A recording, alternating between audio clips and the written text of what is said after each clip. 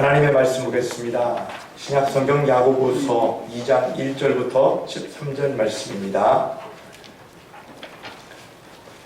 야고보서 2장 1절로 13절 말씀을 봉독하겠습니다. 내 형제들아, 영광의 주 곧 우리 주 예수 그리스도에 대한 믿음을 너희가 가졌으니 사람을 차별하여 대하지 말라. 만일 너희 회당에 금 가락지를 끼고 아름다운 옷을 입은 사람이 들어오고 또 남루한 옷을 입은 가난한 사람이 들어올 때에 너희가 아름다운 옷을 입은 자를 눈여겨보고 말하되 여기 좋은 자리에 앉으소서 하고 또 가난한 자에게 말하되 너는 거기 서 있든지 내 발등상 아래에 앉으라 하면 너희끼리 서로 차별하며 악한 생각으로 판단하는 자가 되는 것이 아니냐. 내 사랑하는 형제들아, 들을지어다. 하나님이 세상에서 가난한 자를 택하사 믿음에 부유하게 하시고 또 자기를 사랑하는 자들에게 약속하신 나라를 상속으로 받게 하지 아니하셨느냐. 너희는 도리어 가난한 자를 업신여겼도다. 부자는 너희를 억압하며 법정으로 끌고 가지 아니하느냐. 그들은 너희에게 대하여 일컫는 바 그 아름다운 이름을 비방하지 아니하느냐. 너희가 만일 성경에 기록된 대로 내 이웃 사랑하기를 내 몸과 같이 하라 하신 최고의 법을 지키면 잘하는 것이거니와 만일 너희가 사람을 차별하여 대하면 죄를 짓는 것이니 율법이 너희를 범법자로 정죄하리라. 누구든지 온 율법을 지키다가 그 하나를 범하면 모두 범한 자가 되나니 간음하지 말라 하신 이가 또한 살인하지 말라 하셨은즉 내가 비록 간음하지 아니하였어도 살인하면 율법을 범한 자가 되느니라. 너희는 자유의 율법대로 심판받을 자처럼 말도 하고 행하기도 하라. 긍휼을 행하지 아니하는 자에게는 긍휼 없는 심판이 있으리라. 긍휼은 심판을 이기고 자랑하느니라. 아멘. 이 시간 찬양으로 하나님께 영광 올려드리겠습니다.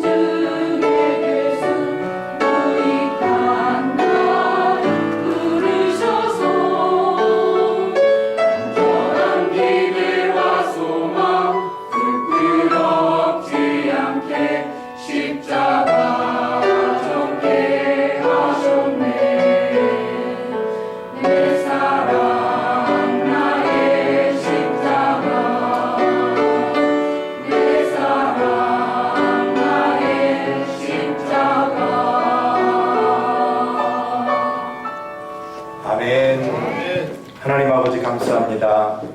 그 십자가의 은혜로 말미암아 우리를 구원해 주셨습니다. 우리의 죄를 사해 주시고 하나님의 자녀 삼아 주셨습니다. 예수님의 그 사랑 진심으로 감사드리옵나이다.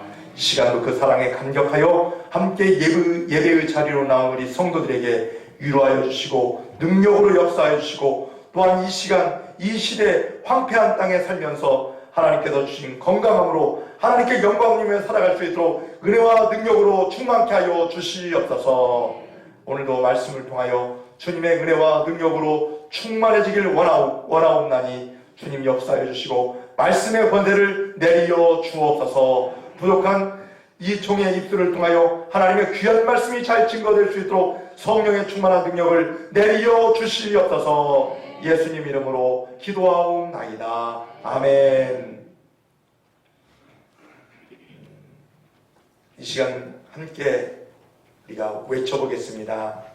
두려워하지 마십시오. 하나님이 함께 하십니다. 믿음의 주 온전하게 하신 예수님을 바라보십시오. 온전하게 하신 예수님을 바라보십시오. 사랑을 나누는 절기 사순절을 우리가 보내고 있습니다. 지금 이 시점은 추운 겨울이 지나가는 시점이요, 또 따스한 봄을 기다리는 계절이 찾아왔습니다. 겨울을 이겨낸 가지에는 옴이 돋아 있고, 사택의 뒤에 있는 그 목련 보십시오. 벌써 꽃망울이 열려지고 있습니다. 꽃이 피고 있습니다. 풀은 왜 이리 부지런한지 벌써 농사하신 분들은요, 풀맨이라고 정신이 없어요. 봄이 왔다는 것입니다. 새봄과 함께 교회의 중요한 절기인 사순절을 우리가 지내고 있습니다. 이 사순절은요, 40일간의 절기를 말합니다. 325년 니케아 종교회의 때 결정된 부활절 46일 전인 수요일에 시작된 금욕과 경건의 기간을 말합니다. 그래서 봄이라는 뜻을 가진 렌트라는 말에서 유래가 되었는데, 이 사순절은 엄밀히 말하면 부활절 전 40일간, 주일을 빼면 40일입니다. 40일간 함께 하나님의 말씀을 묵상하며 기도하는 가운데 우리가 더 경건해지기 위하여 예수님의 십자가의 고난에 함께 동참한다는 의미에서 금식도 하고, 또 예수님이 베풀어 주신 선한 일을 따라 행한다는 의미에서 가난한 자를 돕고 경건하게 기도하면서 지내는 기독교 전통이 바로 사순절 절기입니다. 올해는 2월 16일 수요일에 사순절이 시작되었습니다. 그래서 사순절을 시작하는 날을 참회의 수요일, 제의 수요일이라고 합니다. 제는 성경에서 슬픔과 회개에 대한 상징입니다. 죄에 대한 회개를 말하지요. 초대교회 성도들은 인간의 죄를 대속하기 위하여 이 땅에 오신 예수님을 기념하기 위해서 예수님의 찢기신 그 몸과 또 흘리신 피를 기념하는 그 성만찬을 준비하면서 주님께서 겪은 그 고난에 동참한다는 의미에서 이렇게 금식도 하고, 또 주님이 원하시는 거룩한 사명을 감당하기 위해서 또 가난한 사람을 돕고 긍휼히 여기는 마음으로 많은 이웃을 돌보았다고 합니다. 그런데 금식할 때 어떻게 금식했냐면 아침, 점심을 금식했어요. 초대교회 전통을 보면은요, 저녁만 먹었는데 저녁을 먹을 때에도요, 육식, 그리고 생선, 우유, 달걀까지 먹지 않았다고 합니다. 요즘 말로 보면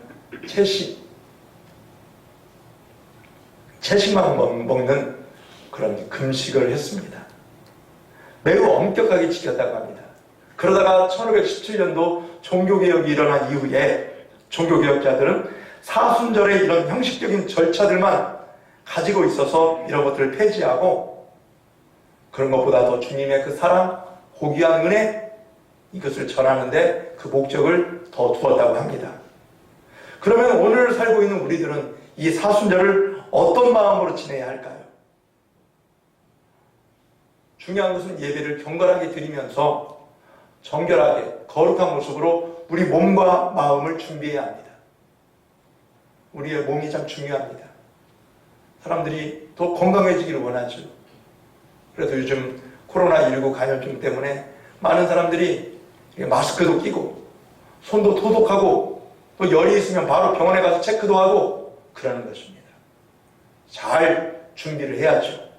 마찬가지로 우리의 영혼이 건강해지기 위해서 하나님의 말씀을 듣고 또 말씀을 읽고 묵상하는 가운데 기도할 때 우리의 영혼이 더 건강해질 줄 믿습니다.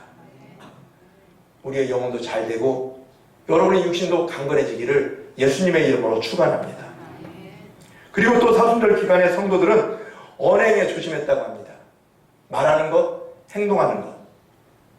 말 한마디로 사람들의 마음을 실족할 수 있게 만들거든요. 말 한마디로 그 사람의 길을 살리고 힘있게 용기를 북돋아줄 수도 있습니다. 여러분은 과연 어떤 언사를 사람들에게 베푸는지요? 그래서 언행을 조심하고 때로는 금식을 통해서도 우리 예수님의 귀한 사랑과 또 예수님의 고난에 동참한다는 것이 참 중요한 일일 것입니다. 그리고 말씀을 읽고 묵상하면서 영적인 공부에도 힘쓰는 것입니다. 어떤 분들은 이 기간 동안 성경을 기록하는 분도 있고 그리고 하나님께 기도하면서 하나님의 은혜를 간절히 사모하는 성도들도 계시는 것입니다. 또 오락을 금하고 절제를 통해 모은 돈으로 선한 일에 동참하는 것입니다. 가난한 사람을 도와주고 지금같이 코로나 질병으로 힘들어하는 또 우리 이웃을 향하여 도움의 손길을 펼치는 것입니다. 이처럼 절제와 경건의 훈련을 통해서 먼저 내 자신을 거룩하게 하고 그 다음 형제와 이웃에게 사랑을 베푸는 것입니다. 내 자신이 하나님의 말씀으로 거룩해지고 영적인 훈련을 통해서 내 모습이 하나님의 귀한 섭리를 깨달았으면 그 말씀을 이웃에게, 형제들에게 베푸는 것입니다. 안으로 자신을 거룩하게 하고 밖으로 긍휼을 베푸는데 이 사순절의 목적이 있다는 것입니다. 사랑과 긍휼은 뗄래야 뗄 수 없는 관계입니다. 긍휼이란 말이요, 불쌍히 여기는 마음입니다. 이 금자가 불쌍히 여길 금자 한번 볼까요? 그리고 구제할 구휼입니다. 불쌍히 여겨 돕는다는 뜻입니다. 이 긍휼에 대한 말씀이 구체적으로 열왕기상 3장에 잘 나옵니다. 솔로몬의 재판에 대한 말씀인데 두 여인이 한 아이를 두고 자기 아이라고 재판에 넘겼습니다. 솔로몬이 어떻게 판결하죠? 여러분 잘 아는 것처럼 아이를 둘로 가르라고 그랬습니다. 그런데 진짜 엄마는요, 아이를 살리려고 이 옆에 있는 여자에게 그 아이를 주라고 합니다. 그런데 가짜 엄마는요, 아이를 나누라고 합니다. 누가 진짜 엄마입니까? 솔로몬은 진짜 엄마를 알아보고 그 아이를 진짜 엄마에게 안겨다 주었습니다. 열왕기상 3장 26절에 보면 이렇게 되어 있습니다. 우리 다 같이 말씀 읽어볼까요? 시작! 그 산 아들의 어머니 되는 여자가 그 아들을 위하여 마음이 붉은 것 같아서 왕께 아뢰어 청하건대 내 주여 산 아이를 그에게 주시고 아무쪼록 죽이지 마옵소서 하되 아멘. 근데 그 뒤에 말씀이 이렇게 되어 있어요. 다른 여자가 말하기를 내 것도 되게 말고 네 것도 되게 말고 나누게 하라 하는지라. 그 가짜 엄마는요, 아이를 죽이라고 그랬어요. 아이가 죽는데 진짜 어머니의 마음은 어떨까요? 이 열왕기상 3장 26절 말씀에 보니까 아들을 위하여 마음이 불붙는 것 같았다. 이렇게 말씀해 주고 있어요. 마음이 불붙는 것 같았다.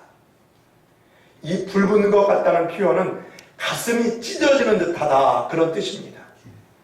이것이 바로 긍휼의 마음이에요. 내 가슴이 찢어질 정도로 안타깝고 힘들어하는 그 마음입니다. 내가 죽을지언정 자식은 죽일 수 없는 어머니의 마음이 바로 긍휼의 마음입니다. 우리 예수님께서도 긍휼히 여기는 자는 긍휼히 여김을 받을 것이다, 이 말씀을 주신 거예요. 여러분도 이 세상에서 살면서 하나님을 섬기는 거룩한 백성으로서 이런 긍휼한 마음으로 이웃을 사랑하고 하나님의 거룩한 뜻을 증거하는 하나님의 백성들이 다 되시기를 예수님의 이름으로 축원합니다. 힘든 세상, 인간의 힘으로 할 수 없는 것들이 많지 않은 이때에 이 말씀을 통해서 하나님의 긍휼하심을 발견하고 여러분도 세상을 긍휼히 여기고 사랑을 베풀며 믿음으로 승리하시기를 예수님의 이름으로 축원합니다. 우리는 여기에서 사랑을 소유하고 긍휼한 자는요, 사람을 외모로 판단하지 않는다는 것입니다. 사람들은 다 그래요. 외모로 먼저 판단합니다. 그래서 옛날부터 사람을 네 가지 기준으로 보았다고 합니다. 신원, 서판. 신이 바로 신수, 용모와 풍채를 말하는 것입니다. 사람들은 겉모습에 혹하는 경우가 많이 있습니다. 그리고 말솜씨, 표현력을 말하는 것입니다. 말 잘하는 사람들의 마음을 사지요. 그 다음에 문장력을 말합니다. 글 잘 쓰는 것. 마지막으로 결단력, 판단력을 말하는 것입니다. 이렇게 사람을 판단하는 기준, 예로부터 이렇게 정의를 하고 있는데,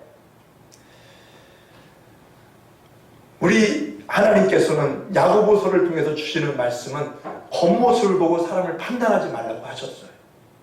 다 같이 2절과 3절 말씀 보겠습니다. 시작. 만일 너희 회당에 금가락지를 끼고 아름다운 옷을 입은 사람이 들어오고 또 남루한 옷을 입은 가난한 사람이 들어올 때 너희가 아름다운 옷을 입은 자를 눈여겨보고 말하되 여기 좋은 자리에 앉으소서 하고 또 가난한 자에게 말하되 너는 거기 서 있든지 내 발등상 아래에 앉으라 하면 아멘.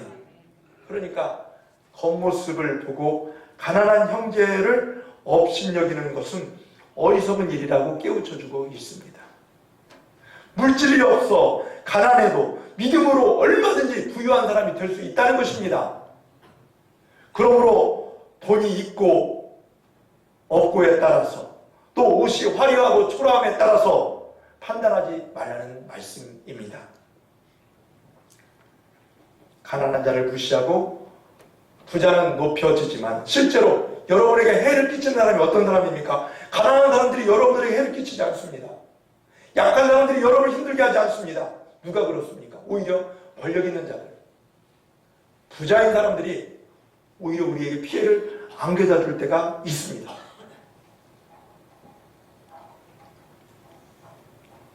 교회도 마찬가지입니다. 권력자들, 힘 있는 자들이 환난과 고통을 안겨다 줄 때가 많이 있습니다. 그러면 예수님은 이런 불쌍한 사람들을 어떻게 대하셨을까요? 마태복음 15장에 보면 가나안 이방 여인이 나옵니다. 가나안 여인, 이방 사람, 유대인들이 거들떠보지도 않는 그 여인의 딸이 귀신 들려서 힘들어하고 있었어요. 이리저리 아이를 데리고 와봤자 어떤 사람도 이 아이에게 능력을 베풀어 주지 않았습니다. 약도 없었습니다. 효용이 없었습니다. 그때 이 여인이 예수님께서 시돈과 두로 지방에 지나가실 때 예수님에 대한 소식을 듣게 되었고 예수님을 바로 찾아간 것입니다. 소리쳐 외칩니다. 나를 불쌍히 여겨 주옵소서. 내 딸이 흉악한 귀신에 들렸습니다. 예수님 도와주세요. 그때 예수님께서 이 여인을 보고 자녀들의 떡을 취하여 개들에게 던짐이 마땅하지 않다 하시면서 이 모욕적인 이야기를 해주십니다. 이 말을 들은 이 가나안 여인은 주여 옳습니다.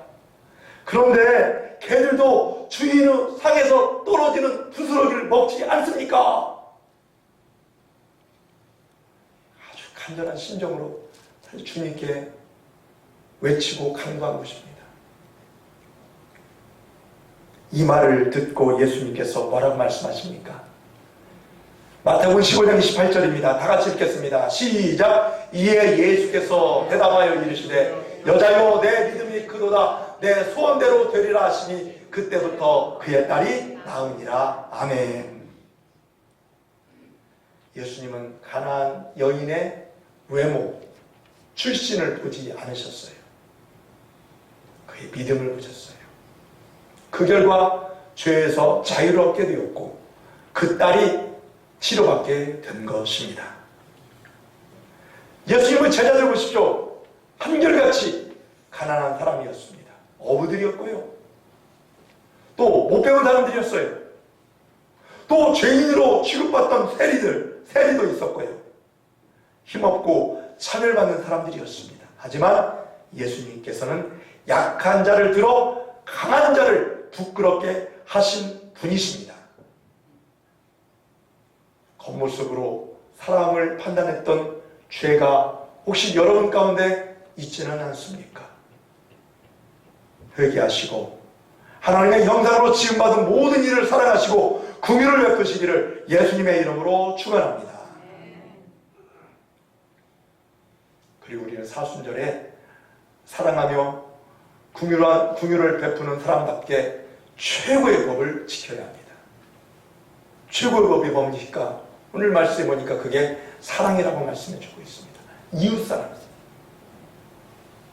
우리나라 최고의 법은 헌법입니다. 성경에서 말하는 최고의 법은 오늘 8절에 나와 있습니다. 8절 말씀 시작! 너희가 만일 성경에 기록된 대로 내 이웃 사랑하기를 내 몸과 같이 하라 하신 최고의 법을 지키면 잘하는 것이거니와. 아멘. 이웃을 사랑하는 것이 최고의 법이래요. 성경의 가르침은 어려운 것이 아닙니다. 아주 간단하고 쉽습니다. 하지만 최고의 법을 지키기가 어렵다고 여기저기서 사람들은 얘기를 합니다. 그러니까 우리는 성령의 도우심을 얻어야 합니다. 성령님의 도우심을 얻고 이 일들을 행해야 하는 것입니다. 내 힘으로는 잘 안 돼요. 괜히 이해타산이 생각나요. 저 사람이 나에게 해준 것도 없는데, 나에게 저번에 비판하고 나를 미워했는데 내가 어떻게 사랑해줘? 내가 어떻게 섬겨? 내가 어떻게 그 사람에게 이런 것들을 갖다 줘? 나 못해. 이게 바로 보통 사람들의 심정입니다. 참 예수님도 너무해요. 오른밤을 맞으면 왼밤까지 대주라는 거, 이 참 보통 일이 아니에요.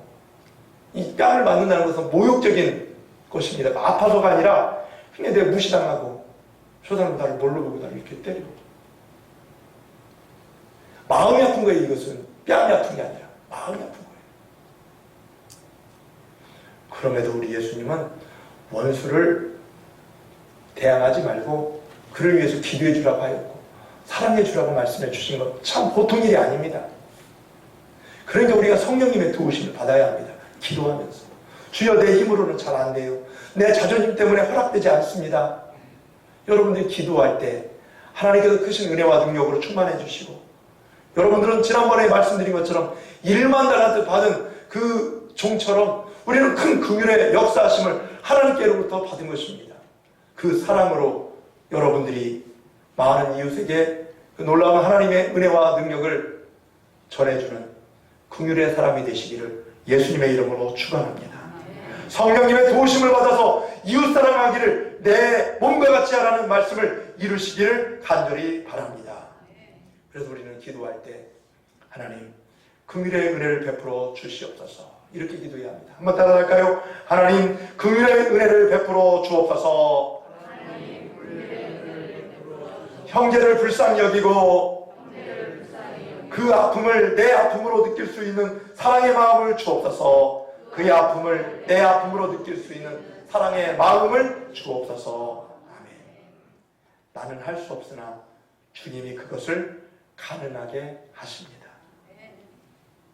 구약 성경을 집약한 것이 바로 십계명이죠. 또 예수님은 십계명을 두 가지 부분으로 말씀해 주셨어요. 바로 하나님의 사랑과 이웃 사랑.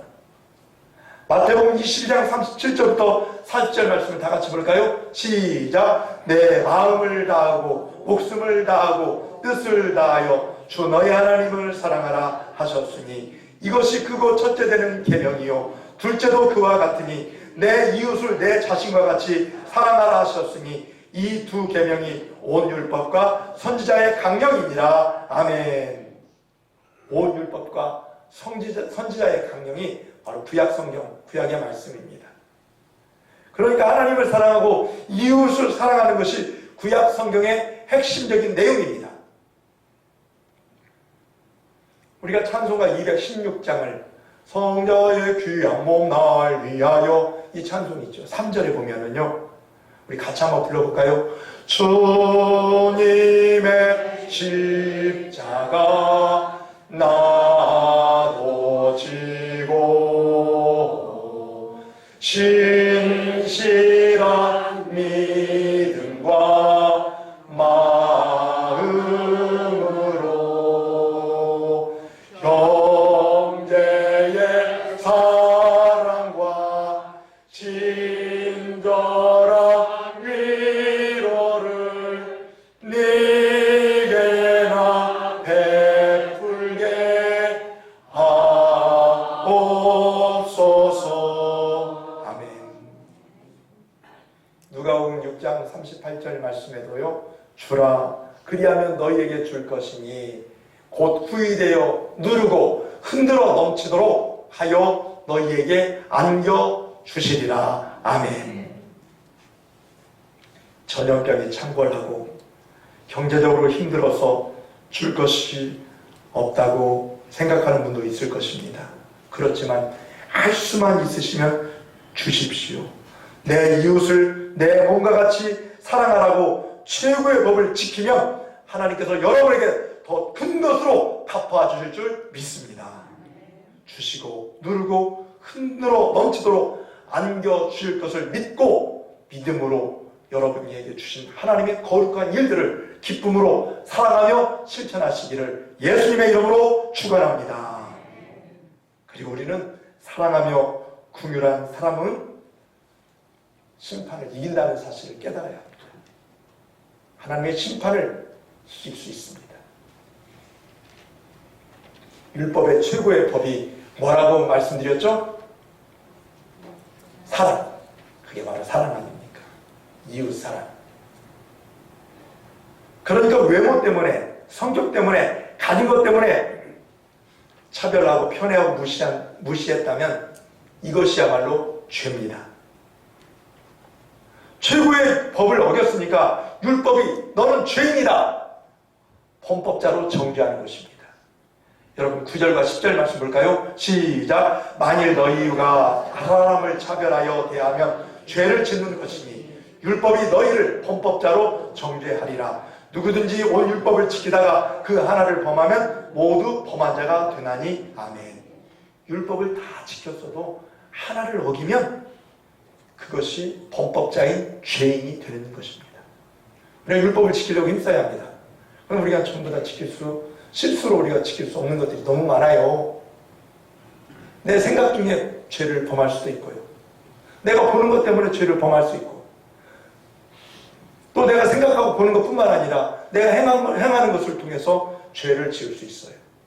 다 지켰어도 한 가지 잘못되면 죄인입니다. 99.9% 잘했어도 0.1% 잘못했어도 죄인입니다.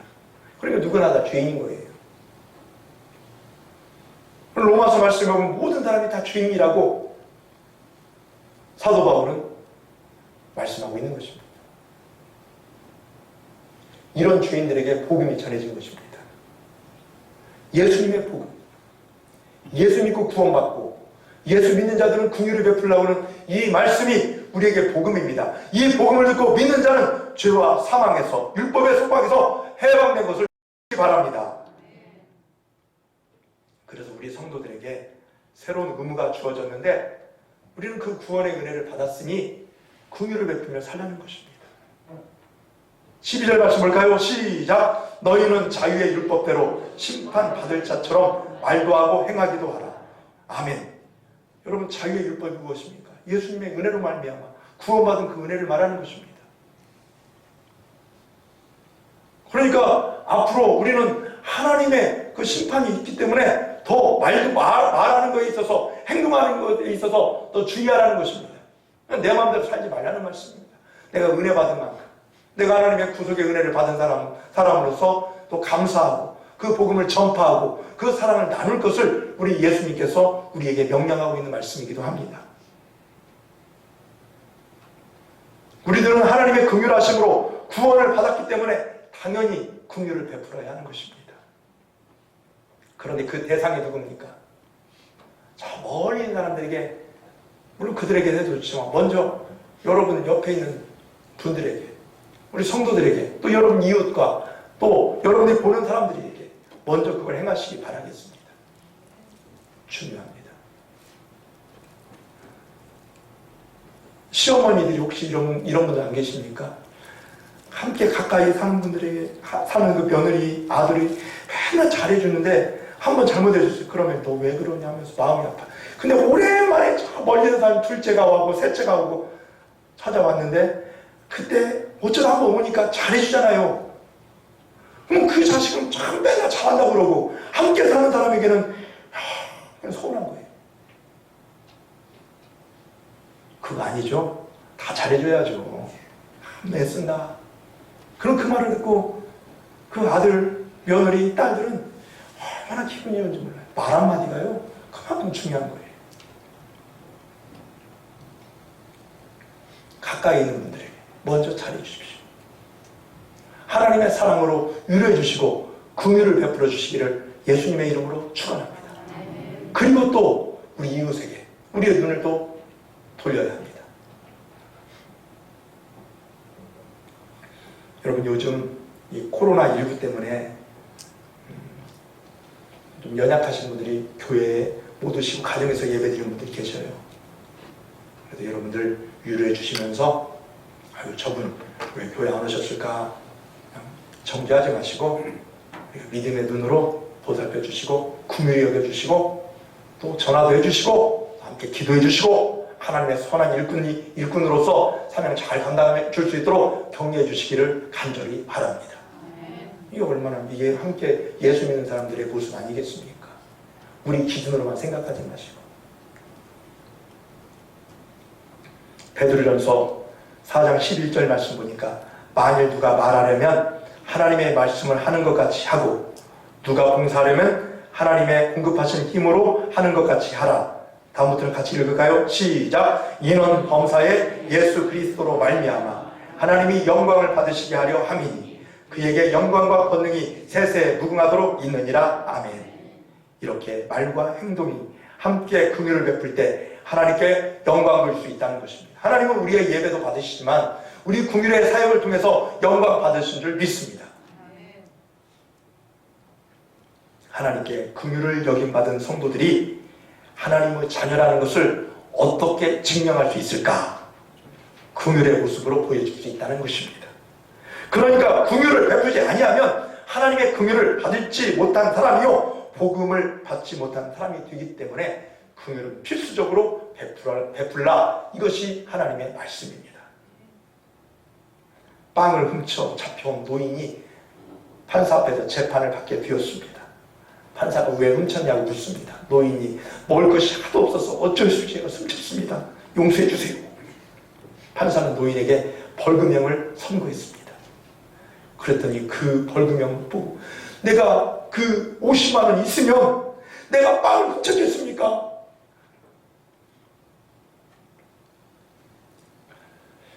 그때 판사가 말합니다. 선생님, 벌금은 제가 낼게요. 제가 이렇게 배고픈 사람이 거리를 헤매고 있을 때 너무 좋은 음식을 배불리 먹은 죄로 제가 벌금을 대신 내드리겠습니다. 그래서 모자를 그 청중석에 있는 그 재판정에 있는 관중하러 오신 사람들에게 모자를 돌려주면서 모자를 주면서 여러분들도 마음이 울리는 사람들은 또 저처럼 잘 먹은 것에 대한 벌금을 내고 싶으면 이 모자에 넣어주세요. 그 돈으로 이 노인을 도왔다고 합니다. 이처럼 긍휼은요 심판을 이깁니다. 작은 자에게 냉수 한 그릇이라도 떠준 것이 바로 우리 주님을 위한 것이라고 마태복음 25장에서 말씀해 주셨습니다. 작은 자에게 한 것이 곧 내게 한 것이니라. 사랑하는 여러분, 주님은 작은 긍휼도 기억하십니다. 그리고 지금 이 코로나 감염증 때문에 대구나 경상북도에 있는 분들은 굉장히 힘들다고 합니다. 물론 익산 경제도 많이 안 좋아진 건 사실입니다. 근데 대구 같은 경우는 큰 도시입니다. 거기가 차량이 별로 왕래하지도 않고요. 사람들이 다 안에가 있어요. 밖에 나가면 또 감염이 될까봐. 또 이거 지금 서울에도 지금 점차 확산되고 있다는 그런 얘기도 들었어요. 실제적인 숫자는요, 이제 그 발진자 숫자들이 점점 줄어들고 있어요. 이제 100명대로 우리가 줄어들었는데, 확진자가 8,000명이 조금 넘고요, 죽은 사람이 72명 정도 됩니다. 이제 우리나라는 조금 소강 상태가 드는 것 같아요. 그래도 우리가 조심해야죠. 그런데 이 어려움 속에서 격리 생활하는 사람들, 그리고 또 이 병 중에 고통받고 있는 사람들, 얼마나 힘들까 그런 생각을 해봅니다. 그래서 익산에는 아직 확진자가 발생하지 않아서 너무 좋아요. 그러나 여기서 우리가 만족하지 말고 그 영혼들 위해서 기도해 주시고, 또 우리가 사랑의 마음이 있으면 또 돌봐줄 수 있으면 무엇인가 또 돌봐줄 수 있는 또 기도의 힘과 또 여러분들이 그 사랑의 힘으로 함께 나눠주면서 이 사순절 기간 그 불쌍한 영혼까지 우리가 생각하면서 기도하는 그런 은혜의 삶이 되시기를 예수님의 이름으로 축원합니다. 하나님이 기뻐하는 사람들이 어떤 사람입니까? 바로 이런 사랑과 긍휼을 베푸는 사람들입니다. 경건이라는 것은요, 우리가 기도하고 하나님의 말씀 듣고 또 믿음으로 영적으로 세임을 얻고, 물론 이것도 경건의 모습 중에 하나이지만 야고보서 말씀해 보니까 나그네를 돕고 섬기는 것도 바로 경건의 삶이라고 말씀해 주십니다. 사순절을 보내면서 내 이웃을 내 몸과 같이 사랑하라고 하신 최고의 법을 잘 지키시고 실천자가 되시기를 예수님의 이름으로 축원합니다. 더욱더 경건한 삶이 되시길 바랍니다.